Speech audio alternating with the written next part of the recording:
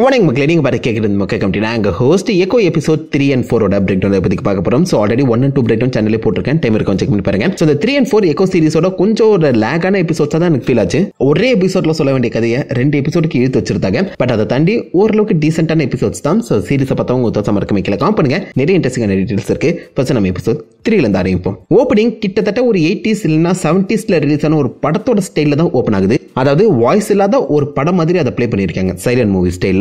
இந்த இடத்துல நம்ம மாயாவோட பழைய காலத்து ஜென்ரேஷன்ல ஒரு முக்கியமான ஷார்ப் ஷூட்டர், அதாவது குறி வச்சா தப்பவே தப்பாத ஒரு ஷூட்டரை தான் மீட் பண்றோம், டுக்லோ. அந்த சமயத்தில் சக்டா இன மக்கள்ல வந்து பார்த்தீங்கன்னா லைட் ஹவுஸ் மேன் அப்படின்னு சொல்லப்படுற ஒரு விகையான போலீஸ் குரூப் இருந்திருக்கு. அவங்க ஏரியாவை பாதுகாக்கிறதுக்கும் அதே சமயத்தில் ஏதாவது பிரச்சனைன்னு வந்தா அங்கே உடனே போய் ஆஜராகி அந்த பிரச்சனையை சமாளிக்கிறதுக்கும் இந்த குரூப்பை உருவாக்கியிருப்பாங்க. ஸோ அதில் ஃபுல்லாக மேல்ஸ் தான் இருப்பாங்க. அந்த டீமோட லீடராக இருக்கவர், சீஃபாக இருக்கவரோட பொண்ணு இந்த அவர் சீஃப் கிட்டே ட்ரெயின் ஆகி நானும் இந்த டீமுக்குள்ள வரவா அப்படின்னு சொல்லி கேட்க, அந்த சமயத்தில் பெண்கள் ஒடுக்குமுறை கொஞ்சம் அதிகமாக தான் இருந்திருக்கு. நீ வரக்கூடாதுன்னு சொல்லி பார்த்தீங்கன்னா இந்த பொண்ணு என்னதான் திறமையானவளா இருந்தாலும் ஒதுக்கி தள்ளியிருக்காங்க. என் பாதையை நானே முடிவு பண்ணிக்கிறேன்னு சொல்லி இந்த இடத்துல டுக்லோ தன்னுடைய அந்த ஜடையை பின்னிக்கிட்டு இந்த மாதிரி சண்டைக்கு வர மாதிரி காமிக்கப்பட்டிருக்கும். ஸோ நீங்க இதுக்கு முன்னாடி அந்த லைட் ஹவுஸ் மேனை பார்த்தாலும் அவங்களுமே நீல முடி வளர்த்து இந்த மாதிரி ஜடையை பின்னிருப்பாங்க. ஸோ அந்த சக்டவின மக்கள்ல அந்த ஜடையை பின்னிர் தான் அவங்க வாரியர்னு அர்த்தமா. ஸோ அந்த வகையில் இந்த பொண்ணு தன்னை வாரியரா மாத்திக்கிட்டான். அதே மாதிரி தான் இந்த சீசனோட எபிசோட் 1 பிகினிங்லேயுமே நீங்க பாத்தீங்கன்னா நம்ம மாயாவுமே அவங்களுக்கு ரெட்டை ஜடை போட்டு பின்னிருப்பாங்க. பாக்ஸிங் பண்ணும்போது அவங்களுக்கு அந்த ஜடை பின்னப்பட்டிருக்கும், அதுவும் ரெட்டை ஜடை தான் போட்டிருக்கும். அந்த சமயத்தில் அவளும் ஆரம்ப கட்டத்திலேருந்தே வாரியர் தான் அப்படிங்கிறத தெளிவாகவே காமிக்க ட்ரை பண்ணியிருக்காங்க.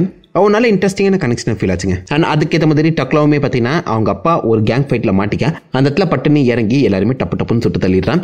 இந்த திறமை தான் அப்படியே ஜென்ரேஷன் டு ஜென்ரேஷனை இப்போதைக்கு மாயா கிட்டேயுமே வந்திருக்க மாதிரி லைட்டாக சில இடங்களை டீஸ் பண்ணியிருப்பாங்க. அப்படியே ப்ரெசென்ட் டைமுக்கு வரும்போது நம்ம மாயாவோட கிராண்ட்பா மீட் பண்ணுறதுக்காக அவங்க கடைக்கு போயிருப்பாங்க. அந்த சமயத்தில் அந்த செக்யூரிட்டி கேமராவை நீங்கள் நோட் பண்ணி பார்த்தீங்கன்னா அதோடைய இந்த ஃப்ரேமும் எக்ஸாக்ட்லி இதுக்கு முன்னாடி அந்த டுக்லோட அந்த ஸ்டோரி வரும்போது ஒரு ஃப்ரேம் இருந்துச்சுல, அதே பிளாக் அண்ட் ஒயிட் ஸ்டைல தான் இருக்கும். ஸோ சூலாவுமே அந்த ஜென்ரேஷன் தான் அப்படிங்கிறத சொல்லாமல் சொல்கிறாங்க. இந்த இடத்துல சூலாவுக்கு வந்து பார்த்தீங்கன்னா மாயா இந்த ஊருக்கு வந்திருக்குது பெருசாக பிடிக்கல. ஸோ நீங்கள் அவங்களுக்கு ஹெல்ப் பண்ணிங்களா இல்லையா அப்படின்னு சொல்லி விசாரிக்கிறதுக்காக தான், மாயாவை பற்றி தெரிஞ்சுக்கிறதுக்காக தான் சூலா இந்த இடத்துல வந்து விசாரிப்பாங்க. பட் அந்த இடத்துல அந்த பைபிள் சும்மா இல்லாமல் வயசானாலும் குசுபு போகலை அப்படிங்கிற மாதிரி லைட்டாக அந்த சூலாவுக்கு நூல் விட்டுட்டு இருப்பாருங்க. நல்லா இருக்கும், அது க்யூட்டாக இருக்கும் பார்க்க. அப்படியே இந்த பக்கம் நம்ம மாயாவை காமிக்கும் போது மாயாவுக்கு டக்குன்னு அவளுடைய இந்த பாஸ்ட் லைஃப் வந்து பார்த்தீங்கன்னா கண் முன்னாடி வந்துட்டு போயிட்டு இருக்கேன். என்ன நடக்குதுன்னு மாயாவுக்கு சுத்தமாக புரியல. அந்த கேப்ல யாரோ ஒருத்தங்க இந்த பக்கம் மாயாவை அப்படியே கடத்தி கொண்டு போய் ஸ்கேட் பார்க்கில் வச்சிருக்காங்க. பிளாக் நைஃப் கார்ட்டில் டேக் டவுன் பண்ண அந்த சமயத்தில் நம்ம மாயா தலை மேலே ஒரு மிகப்பெரிய பவுண்டி இருக்கு. மாயா எங்கே இருக்கான்னு சொல்லி துப்பு கொடுக்குறவங்களுக்கு அந்த பவுண்டி கொடுக்கப்படும். அது தெரிஞ்சுக்கிட்டு அந்த ஸ்கேட் பார்க், ஹென்ரியோட ஸ்கேட் பார்க்கில் வேலை செய்கிற விக்கிங்கிற ஒரு எடுபுடி தான் இப்போதைக்கு மாயாவை கடத்தியிருப்பான். அதுவும் 2 பொண்ணுங்களை வச்சு கடத்தியிருப்பான்.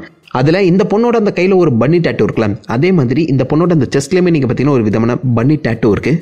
ஸோ 2 பேருமே ஏதோ ஒரு வகையில் இன்டர்லிங்க்டாக தான் இருக்காங்க. பட் இந்த டேட்டோட அர்த்தம் எனக்கு சுத்தமாக புரியல. பன்னியா அது கேட்டான்னு கூட தெரியல, பட் ஒரே மாதிரி டேட்டூ போட்டிருக்காங்க. இந்த இடத்துல மாயாவை பிளாக் நைஃப் கார்ட்டலோட லீடராக இருக்க தியோ ஜேன் கிட்ட ஒப்படைக்கிறது தான் பிளானாக இருக்கு. அந்த விஷயம் நம்ம ஹென்ரிக்கு இப்போ தான் கொஞ்சம் கொஞ்சமாக தெரிய வருது. அது தெரியாத பானி, அதாவது மாயாவோட சிஸ்டர், ப்ரீவியஸ் சிஸ்டர், மாயா இந்த ஊரில் வந்திருக்காலுமே உன்னை பார்க்க மீட் பண்ண வந்திருக்காளா அப்படின்னு சொல்லி கேட்கறதுக்காக ஹென்ரியோட ஸ்கேட் பார்க்க வருவான். அந்த இடத்துல ஹென்ரி என்னென்னமோ சொல்லி, அதாவது சைன் லாங்குவேஜ்ல என்னென்னமோ சொல்லி அந்த பானி அங்கேருந்து அனுப்ப தான் ட்ரை பண்ணுவார். பானி அதை இன்ஸ்டன்ட்டாக புரிஞ்சுக்கிட்டு அங்கேருந்து எஸ்கேப் ஆகி அவள் ஃபயர் டிபார்ட்மெண்ட்டில் தானே இருக்கான். ஸோ அதை வச்சு ஹெல்ப்புக்கு கூப்பிடலாம் சொல்லி ட்ரை பண்ண இவளையுமே கடத்தி கொண்டு போய் நம்ம மாயாவை எங்கே அடைச்சி வச்சிருக்காங்களோ அதே இடத்துல அடைச்சி வச்சிருப்பாங்க. கிட்டத்தட்ட 20 வருஷங்கள் கழிச்சு பானி இப்போதைக்கு மாயாவை நேருக்கு நேராக மீட் பண்ணுறான். நம்ம மாயாவுக்கு அது ஃபர்ஸ்ட் பிடிக்கலன்னு சொல்கிறத விட நம்ம மாயா ஆக்சுவலாக பானியை அவாய்ட் பண்ணிட்டு இருந்தா. காரணம் எல்லா ஹீரோஸும் அவங்க லவ்ட் ஒன்ஸை அவாய்ட் பண்ணுற அதே காரணம் தான். தங்களுக்கு வர ஆபத்து அவங்க லவ்ட் ஒன்ஸை பாதிச்சிடக்கூடாது. பத்தாவது குறைக்கு எக்கோ எந்த ஒரு வகையான மாஸ்க்கும் போடுறதில்ல. பட்டு ஓப்பனாக இறங்கி சம்பவம் செய்கிற அந்த சமயத்தில், அதுவும் 10வது குறைக்கு கிங்பின் மேலேயே கை வச்சிருக்க அந்த சமயத்தில் இவ அதிகமாக நேசிக்கிற அவங்களுடைய அந்த ஃபேமிலி மெம்பர்ஸை ஹர்ட் ஆகக்கூடாதுங்கிற ஒரு தாட்டில் தான் பாசிபிளி பானியை அவாய்ட் பண்ணியிருப்பான்னு நினைக்கிறேன். பட் பானிக்கு அது தெரியாதுல்ல. பானி மாயா மேலே ஒரு கோபம் கலந்த வருத்தத்தோடு இருக்கா. இந்த இடத்துல தன் காலில் இருக்க ஒரு சின்ன பிளேடை வச்சுக்கிட்டு எக்கோ எப்படியும் அங்கேருந்து தப்பிச்சு இந்த பக்கம் நம்ம பானியுமே காப்பாற்றிடுறான். ஸோ அந்த இடத்துல நம்ம பானி கேட்குற எந்த ஒரு கேள்விக்குமே மாயா ஸ்ட்ரெயிட் ஃபார்வர்டாக பதில் சொல்கிற மாதிரி தெரியல, மோஸ்ட்லி அவாய்ட் பண்ண தான் ட்ரை பண்ணுறான். எப்படி தப்பிக்கலாம் சொல்லி மாயா யோசிச்சுட்டு இருக்க அந்த சமயத்தில் கரெக்டாக இவளை பிடிச்ச அந்த விக்கி கேங் மெம்பர்ஸோட உள்ள வர மாயா எந்த ஒரு பயமும் இல்லாமல் கல்லு மாதிரி நிற்கிறாங்க. பிகாஸ் இவளை சுட்டு கொன்னா எந்த ஒரு பவுண்டியுமே ஆப்வியஸாக விக்கிக்கு கிடைக்காது. ஸோ மாயா உயிரோட இருக்க வரைக்கும் தான் விக்கி உயிரோட இருப்பான். ஸோ அதனால் இவளை எப்படியாச்சும் பேசி சமாளித்து அங்கே கட்டி போடுங்க அப்படின்னு சொல்ல பானியுமே மாயா கிட்ட பேச போகிற மாதிரி போகும்போது மாயா வெல் நான் உன்னை காப்பாற்றுறதுக்கு இதை தவிர வேறு வழி தெரியலன்னு சொல்லி பட்டுன்னு மூஞ்சில் குத்திடுறாங்க. ஐ மீன் டெக்னிக்கலாக பானியும் மாயாவும் கனெக்டட் கிடையாது, அவளுக்கும் எனக்கும் சம்மதம் இல்லை அப்படிங்கிற ஒரு விஷயத்த கடத்தல்காரங்களுக்கு புரிய வைக்கிறதுக்காகவே மாயா பானியும் ஒரே குதா குத்திருக்க மாதிரி காமிக்கப்பட்டிருக்கோம். அவ்விசா மனசை கல்லாக்கிக்கிட்டு தான் மாயா அந்த வேலையை பண்ணியிருப்பான். ஆனால் பாவம் அந்த பொண்ணு செல்லாக்குட்டிக்கு கண்ணை வலிச்சிருக்காது. பட் இங்கே இருந்தால் மாயாவே இந்த பானி அடிச்சு கொண்டுடுவா அப்படின்னு தாட்டில் பாசிபிளி பானியுமே அவங்க 3 பேரும் அழகா தூக்கிட்டு இந்த பக்கம் ஹென்றி கூட கட்டி போட்டுருவாங்க. ஸோ உள்ள இப்போதைக்கு மாயா தனியாக தான் இருக்கா. அந்த சமயத்தில் கரெக்டாக பிளாக் நைஃப் கார்ட்டலோட லீடர் தியோசேன் பற்றின உள்ள வந்துடுறாரு. இவருடைய கேரக்டர் டெப்த் நம்மளுக்கு சுத்தமாக தெரியல. இந்த கேரக்டர் வந்து காமிக்கில் இருக்க மாதிரியும் இது வரைக்கும் எங்கேயுமே காமிக்கப்படலை. மோர் லைக் ஒரு புது கேரக்டர் தான் இருக்கணும். பட் பிளாக் நைஃபை சார்ந்த தியோங்கிற ஒரு கேரக்டர் காமிக்கில் இருக்காரு. பட் இந்த கேரக்டருக்கு அவருக்கும் எந்த ஒரு சம்மந்தமே இருக்க மாதிரி எனக்கு ஃபீல் ஆகல. இவங்க பிளாக் நைஃப் கார்ட்டல் தான் அப்படின்னு சொல்லி காட்டுறதுக்காக அவங்க கழுத்தில் வந்து பார்த்தீங்கன்னா 2 அந்த நைஃப் சிம்பிள் போடப்பட்டிருக்கும் எக்ஸ் மாதிரி. காமிக்கில் அந்த சிம்பிள் ஆக்சுவலாக அவங்க தலைமையில் போடப்பட்டிருக்கும். இந்த இடத்துல அவங்க கழுத்தில் இருக்க மாதிரி காமிக்கப்பட்டிருக்கு. விக்கிக்கு தேவை காசு, பட் ஆப்வியஸாக அவங்க காசு தர போகிறதில்லங்கிற ஒரு விஷயம் விக்கிக்கு புரியல. காசு கொடுங்க அப்படின்னு சொல்லி கேட்டுட்டு இருக்க மாயா அந்த பக்கம் தன்னுடைய நாலேஜை யூஸ் பண்ணி ஒரு குட்டி கிராஸ் போவை ஸ்கேட்டை வச்சு உருவாக்கி அங்கே இருக்க அந்த குண்டு போனை அடித்து நவுத்துட்டு அங்கேருந்து எஸ்கேப் ஆயிடுறான். மாயா தப்பிச்சிட்டா அப்படிங்கிற ஒரு விஷயம் தெரிஞ்சிட்ட உடனே விக்கியோட கூட இருந்த பொண்ணுமே பார்த்தீங்கன்னா நைஸாக நான் வந்து போக விக்கியுமே கூட சேர்ந்து எஸ்கேப் ஆகலான்னு ட்ரை பண்ணுறான். பட் தியோவுக்கு ஒன்றும் புரிஞ்சு போச்சு மாயா அவங்கிட்ட இல்லை அப்படின்னு தெரிஞ்ச உடனே அடுத்த செகண்ட் விக்கியை சுட்டு கொண்டுடுறாங்க. ஏன்டா இப்படி பண்ணுறாரு? இதை தானே ஹென்ரியுமே சொல்லிட்டு தான், நீ இங்கே இருக்க வரைக்கும் தான் உயிரோட இருப்ப, அந்த கேங்குக்குள்ளே போயிட்டா செத்து போயிடுவேன்னு சொல்லி அவ்வளோ வார்னிங் ஹென்றி கொடுத்துருந்தோம். விக்கி கேட்கல, பாவம் மர்கையா சாலா. அதே மாதிரி தியோவுக்கு ஆல்ரெடி ஹென்ரியை பற்றியும் தெரிஞ்சிருக்கு.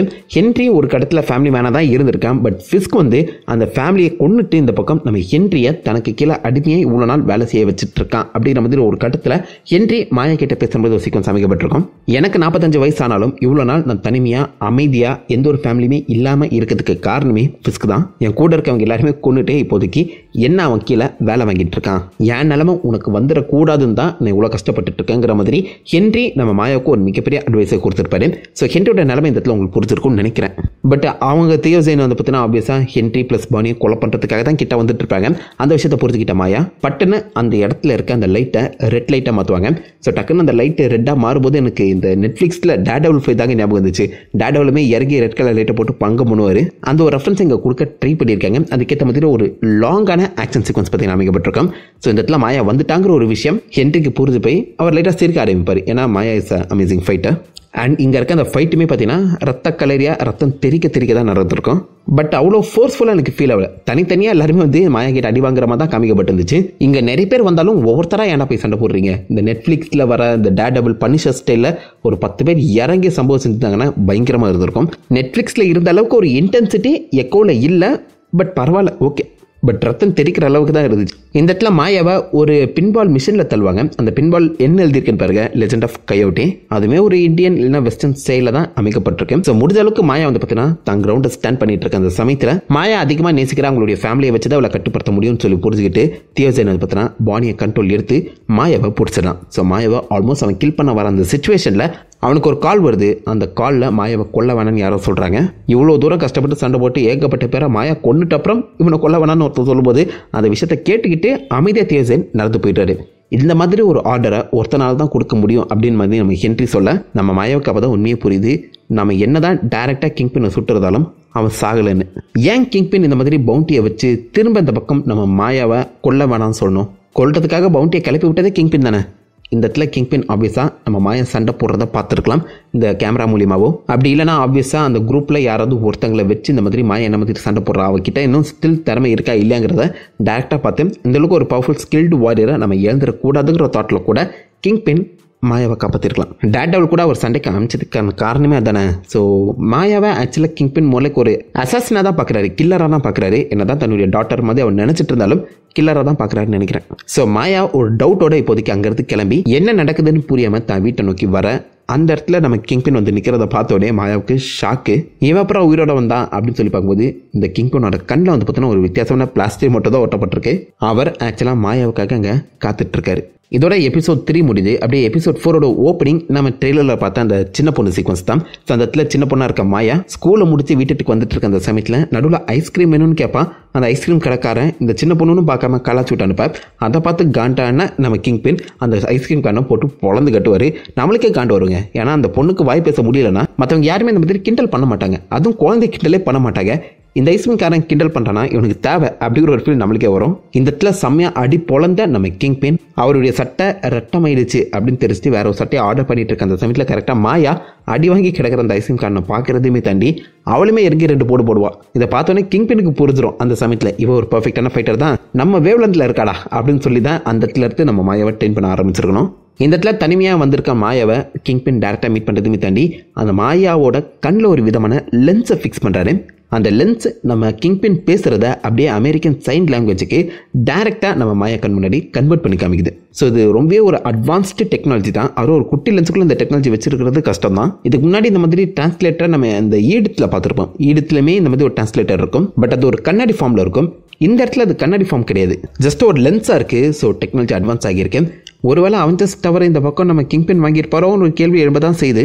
இந்த இடத்துல கிங் பின்னோட அந்த பாடி சைஸை வந்து பார்த்தீங்கன்னா அந்த லென்ஸு கேல்குலேட் பண்ணிட்டு இருக்கும்போது அவருடைய இந்த கண் மூடப்பட்டிருக்கு பார்த்தீங்களா ஒரு கண், அந்த கண்ணில் மட்டும் ஒரு டைமண்ட் ஷேப்பில் ரெட் கலர் டாட் வந்து பார்த்தீங்கன்னா ஃபிக்ஸ் பண்ணப்பட்டிருக்கும். ஸோ அமெரிக்கன் சைன் லாங்குவேஜில் ஹேண்ட் மோஷனையுமே தாண்டி கண் மூலியமாகவும் சில விஷயங்களை பார்த்தீங்கன்னா கன்வே பண்ணுவாங்க. அந்த வகையில் அந்த கண்ணை நல்லா ட்ராக் பண்ண முடியலங்கிறது அந்த லென்ஸ் வந்து பார்த்தீங்கன்னா சொல்கிற மாதிரி அமைக்கப்பட்டிருக்கு. விஎஃப்எக்ஸ் டீட்டெயில் சூப்பராக இருந்துச்சு. இந்த இடத்துல நம்ம ரொம்ப நாள் இந்த சண்டே டின்னர் சாப்பிடாம இருக்கோம், அதனால் ஒன்றா சேர்ந்து சாப்பிடலாமே அப்படின்னு சொல்ல எக்கோ நீங்கள் தேர்ஸ்டேடா அப்படின்னு சொல்லி நம்ம கிங் பின்னையே கலாச்சிட்டு ரூமுக்குள்ளே போய் அந்த டின்னர் செட் பண்ணிட்டு இருப்பாங்க. ஸோ அந்த சமயத்தில் நம்ம கிங் பின் அவருடைய அந்த ஐ பேட்சை கழட்டும் போது அதை நல்லா நோட் பண்ணி பாருங்க. It's not just an eye patch, அது ஏதோ ஒரு வகையான டெக்னாலஜி. அந்த டெக்னாலஜி தான் இப்போதைக்கு நம்ம கிங் பின்னோட கண்ணை ஹீல் பண்ணிட்டு இருக்கு. இதுக்கு முன்னாடி இந்த மாதிரி ஒரு டெக்னாலஜி நம்ம எங்கேயுமே பார்த்த மாதிரி தெரியல. கண்ணுக்கு நேராக குண்டு பாஞ்சிருக்கும், அந்த இடமே செதஞ்சிருக்கணும். பட் இந்த இடத்துல குண்டு பாஞ்ச மாதிரி ஒரு எஃபெக்ட் இல்லைல்ல. இதுக்கு முன்னாடி இது எங்கேயாவது யூஸ் பண்ணி பார்த்துருக்கோமா? ஐ மீன் நம்ம ஷூரிக்கிட்ட இந்த மாதிரி ஒரு டெக்னாலஜி இருக்கும், பட் அது வக்காண்டன் டெக்னாலஜி. அது கிங் பின் கிடைச்சிருக்க வாய்ப்புகள் ரொம்பவே கம்மி. இந்த ஸ்கின்னை ரிப்பேர் பண்ணக்கூடிய டெக்னாலஜியை இதுக்கு முன்னாடி அவெஞ்சர்ஸ் ஏஜ் ஆஃப் அல்ட்ரானில் நீங்கள் பார்த்துருக்கலாம். ஹாக்கேக்கு ஒரு சமாடிப்பட்டிருக்கும். அதை டாக்டர் சோ வந்து பார்த்தீங்கன்னா அவங்க கிட்ட ஒரு டெக்னாலஜி வச்சு ரெடி பண்ணுற மாதிரி காமிச்சிருப்பாங்க. மேபி அதோடைய அட்வான்ஸ்டு வெர்ஷனாக இந்த டெக்னாலஜி ஏன் இருக்கக்கூடாது? அவெஞ்சர்ஸ் டவரில் இந்த டெக்னாலஜிலாம் நம்ம அவெஞ்சர்ஸ் விட்டுட்டு போக அதை நம்ம கிங் பின் ஆட்டையை போட்டு இந்த மாதிரி யூஸ் பண்ணிக்கிட்டாரு, இந்த மாதிரி மாடிஃபை பண்ணிக்கிட்டாரு அப்படிங்கிற மாதிரி அழகாக சொல்லலாம். மேபி அவெஞ்சர்ஸ் டவரை நம்ம ஃபிஸ்க் தான் வாங்கியிருப்பாரோ? எனக்கு என்னமோ டவுட்டாக தான் இருக்குது. பார்ப்போம், அதை கூடிய சீக்கிரம் கன்ஃபார்ம் பண்ணால் நல்லாயிருக்கும். எக்கோ சீரிஸில் அதை கன்ஃபார்ம் பண்ணுவாங்கன்னு நினச்சேன். மேபி டேர்டெவில் பார்ன் அகைன் அப்படி இல்லைனா அடுத்த அவெஞ்சர்ஸ் படத்துக்காக வெயிட் பண்ணிட்டு இருக்காங்கன்னு நினைக்கிறேன். பார்ப்போம். ஸோ இந்த இடத்துல நம்ம ஃபிஸ்க் வந்து பார்த்தீங்கன்னா நீ எதுக்காக சண்டை போடுறன்னு எனக்கு தெரியுது, நீ உனக்கான ஒரு எம்பையரை தேடிட்டு இருக்கேன், அதை என்னால் கொடுக்க முடியும். நான் கேட்குறது ஒன்று, என் கூட வீட்டுக்கு வந்துரு, என்கிட்ட இருக்க அந்த சக்தியை உனக்கு நான் கொடுக்குறேன். ஐ மீன் அவர்கிட்ட இருக்க அவர் இவ்வளோ நாள் பில்ட் பண்ண அந்த எம்பையரை உனக்கு தரேன், நான் உனக்கு குவீன் பின்னாக மாற்றுறேன், என் கூட என் ஃபேமிலியாக நீ வீட்டுக்கு வந்தாலே போதுங்கிற மாதிரி அவர் நம்ம எக்கோ கிட்ட லிட்டரலாக கெஞ்சுறாரு. ஸோ கிங் பின் ஆக்சுவலாக எக்கோவை தன் மகளாக ஒரு பாசம் கட்டி தான் வளர்த்துருக்காரு. அவருக்குள்ள அந்த பாசம் இருக்க தான் செய்யுது. அதை வச்சு இந்த பக்கம் நம்ம கிங் பின் ஆக்சுவலாக எக்கோவை மேனிப்புலேட் பண்ண ட்ரை பண்ணுறாரு. நம்ம 2 பேரும் ஃபேமிலி, 2 பேருமே ஒருத்தரை ட்ரஸ்ட் பண்ணணும், நம்பிக்கை அதானே எல்லாம் அப்படின்னு சொல்லி என்னென்னமோ சொல்லி எக்கோவை கன்வின்ஸ் பண்ண ட்ரை பண்ணேன். எக்கோவுமே கிட்டத்தட்ட கன்வின்ஸ் ஆகிற மாதிரி தான் காமிக்கப்பட்டிருக்கேன். நான் இந்த ஹோட்டலில் தான் தங்கிட்டு இருக்கேன், இன்னும் கொஞ்ச நாளில் நான் நியூயார்க்குக்கு ஃப்ளைட்டில் கிளம்பிடுவேன், நீ என் கூட வரதான் தான் வா, அந்த ஃப்ளைட்டில் நீ என் கூட இருக்கணும் அப்படிங்கிற மாதிரி எக்கோ கிட்ட சொல்லிட்டு அந்த இடத்துல நம்ம கிங் பின் கிளம்பிடுறாரு. இந்த ஒரு விஷயத்த நம்ம ஹென்றி கிட்ட சொல்ல, ஹென்றி தக்கலி நீ என்ன அவனை நம்பிட்டு இருக்கியா, அவனால் தான் என் ஃபேமிலி அழிஞ்சுது, அவனை நம்பவே நம்பாதன்னு சொல்லி நம்ம மாயாவை லைட்டாக வார்ன் பண்ணுறாரு. இந்த இடத்துல மாயாவுக்கு அவளுடைய பழைய காலத்து மெமரி வந்து பார்த்தீங்கன்னா ரொம்ப அதிகமாக ட்ரிகர் ஆக ஆரம்பிக்குது. ஸோ அது கிட்டத்தட்ட அவளுக்கு ஒரு சீசரே கொடுக்குதுன்னு சொல்லலாம். என்ன நடக்குதுன்னு புரியாமல் ஹென்றி இப்போதைக்கு இவளை குணப்படுத்த ஆப்வியஸாக அவளுடைய கிராண்ட்மாவில் மட்டும்தான் முடியும்னு சொல்லி எக்கோவை டைரெக்டாக கிராண்ட்மா சூலா கிட்ட கூட்டு வந்துடுறாங்க. ஸோ சூலாவை பார்த்து நம்ம மாயா, எதுக்கு என்ன சின்ன வயசில் அனாதையாக விட்டீங்க, எனக்கு நீங்கள் தேவைப்படும் போது நீங்கள் ஏன் என் கூட இல்லை அப்படின்னு சொல்லி கேட்க, ஆப்வியஸாக என் மகன் இறந்ததுக்கு உங்கள் அப்பா தான் காரணம், அந்த கோவத்தில் எனக்கு எப்படி என்ன பண்ணுறதுன்னு புரியல, அதனால தான் அப்படி விட்டேன், என்னை மன்னிச்சிடுன்னு சொல்லிட்டு அப்புறம் இந்த பக்கம் மாயா எனக்கு இந்த மாதிரி விஷன்ஸ் வருது, அந்த விஷன்ஸ்க்கு என்ன அர்த்தம் சொல்லி கேட்குறாங்க. ஸோ இதை கேட்டுக்கிட்ட அப்புறம் நம்ம சூலாவுக்குமே அந்த சமயத்தில் கிட்டத்தட்ட இந்த விஷன்ஸ் வந்து பார்த்தீங்கன்னா ஸ்ட்ரைக் ஆகிட்டு இருக்கும். முக்கியமாக சூலா அவளுடைய ப்ரெக்னெண்ட்டாக இருக்கும்போது, அதாவது நம்ம எக்கோட அம்மாவை குழந்தைய பெற்றெடுக்கிற அந்த சமயத்தில் டாக்டர்ஸ் கண்டிப்பாக அவங்க 2 பேருமே காப்பாற்ற முடியும்னு சொல்லி பார்த்தீங்கன்னா கைவிட்டிருப்பாங்க.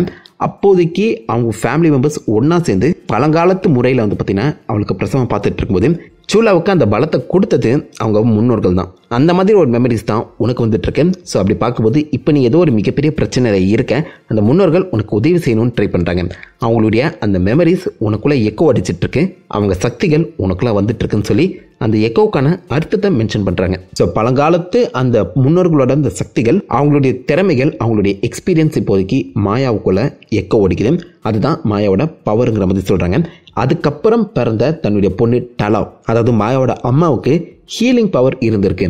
ஸோ அந்த ஹீலிங் பவர் எங்கேருந்து வந்துச்சுன்னு தெரியல, but she is a special child அப்படிங்கிற மாதிரி இந்த ஷோலாம் மென்ஷன் பண்ணுவாங்க. மாயாவுக்கு இதை பற்றி ஒரு கவலையுமே கிடையாது. இஷ்டத்துக்கு அடிச்சு விட்றாங்க.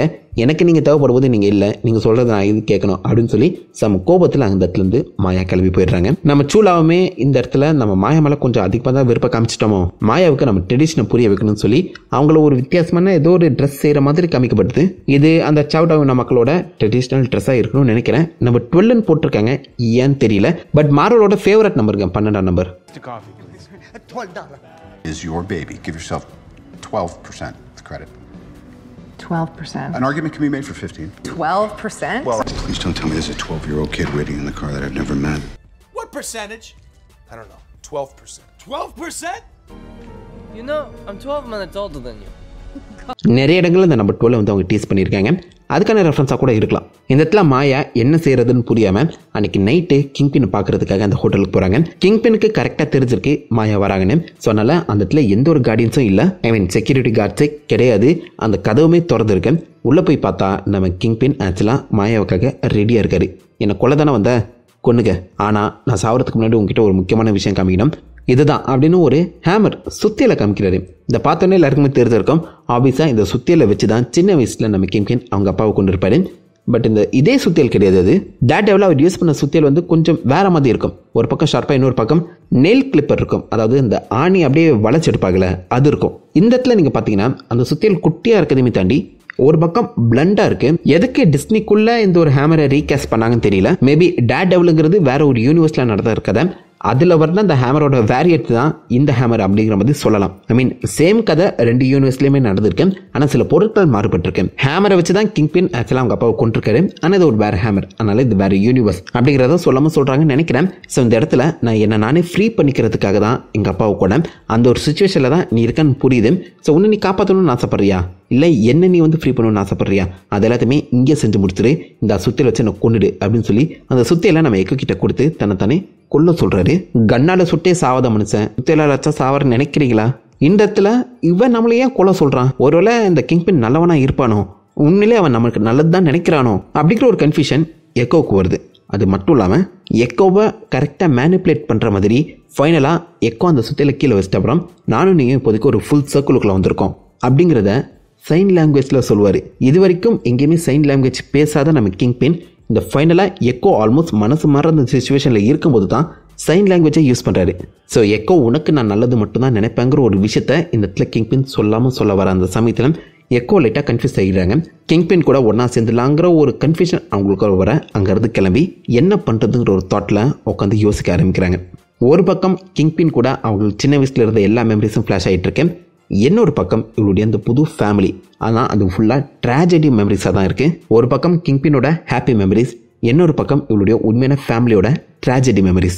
எதாவது சூஸ் பண்ண போகிறா? இந்த கன்ஃபியூஷனோட நம்ம மாயா அங்கேருந்து பைக் எடுத்து கிளம்ப ஆப்போசிட்டில் ஃப்ளைட்டுக்குள்ளே மாயா வருவாளா வரமாட்டாலான்னு சொல்லி அந்த எதிர்பார்ப்போட நம்ம கிங்பின் காத்துட்ருக்காரு. ஆஃபீஸாக அவர் மாயாவை ஃபாலோ பண்ண சொல்லியிருப்பாரு. இந்த இடத்துல மாயா ஏர்போர்ட்டுக்கு வரல அப்படிங்கிற ஒரு இன்ஃபர்மேஷனை நம்ம கிங்பினுக்கு ஃபோன் காலில் சொல்ல கிங்பின் செம்ம காண்டாகி அவருடைய ஐபேட்சை கலட்டி என்ன பண்ணுறதுன்னு தெரியாமல் அவருடைய ஃப்ரஸ்ட்ரேஷனை வெளிப்படுத்த அதோட இந்த எபிசோட் 4 முடியுது. ஸோ எக்கோவுக்குள்ளே இப்போதைக்கு எந்த ஃபில்ம் சூஸ் பண்ணணுங்கிற ஒரு மனசு அழைப்பாய ஆரம்பிக்குது. அவள் யாரை சூஸ் பண்ணுவான்னு சொல்லி நம்ம அடுத்த ஃபினால் எபிசோட்லாம் மொத்தமாக பிரீட் பண்ணி பார்த்துருவோம். ஸோ நீங்கள் இந்த எபிசோட் 3 and 4 பற்றி என்ன நினைக்கிறீங்க? எக்கோ சீரிஸ் உங்களுக்கு பிடிச்சிருக்கா இல்லைன்னு சொல்லுங்கள். தாட்ஸ் மறக்காம பண்ணிட்டு அந்த லைக் பண்ணி தட்டி விடுங்க. நான் உங்களை நல்ல ஒரு அசமான உடல் தெரியும். Happen guys, வட்டா.